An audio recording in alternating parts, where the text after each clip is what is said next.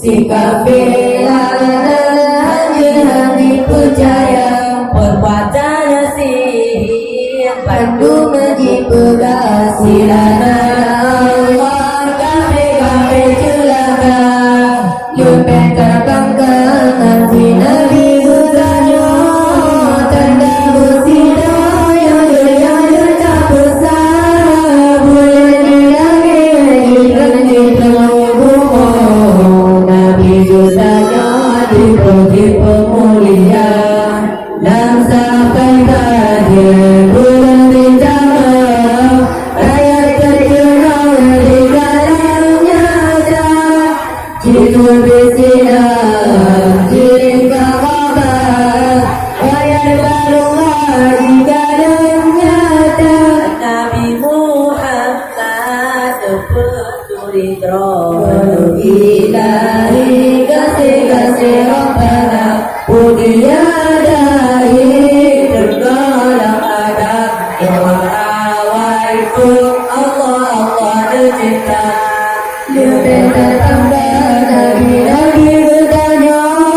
tanda musibah yang tak besar boleh dilangit di terumur Nabi bertanya jipo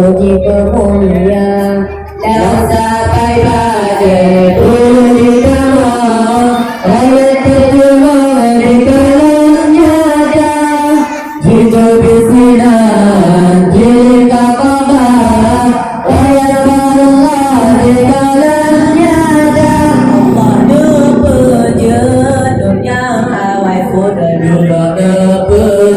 langit-langit dunia malaikat dan saksi puja ilahi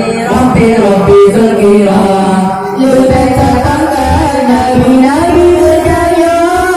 tanda musibah yang tak besar bulan di langit di terumur Nabi bertanya dipuji pemulia yang sampai pada bulan ditambah ayat terjelas di dalamnya jika bersinar jika kabar ayat barulah di dalamnya 7 jilid tasabih si kafir asal neraka diberdasi haji ulangnya pinta merdeka puja Rabbana lupa katakan Nabi bertanya tanda musibah yang tak besar boleh dilangit di terumur Nabi bertanya dipuji pemulia yang sampai pada bulan ditambah ayat terjemah di dalamnya jika bersinar jika kabar ayat barulah di dalamnya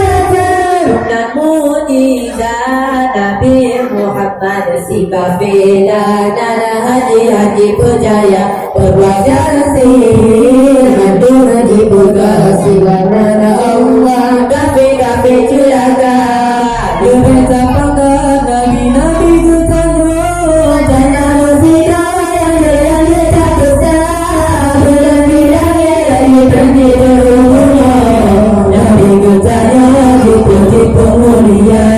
yang sampai pada bulan ditambah ayat terjemah di dalamnya jika bersinar jika kabar ayat barulah di dalamnya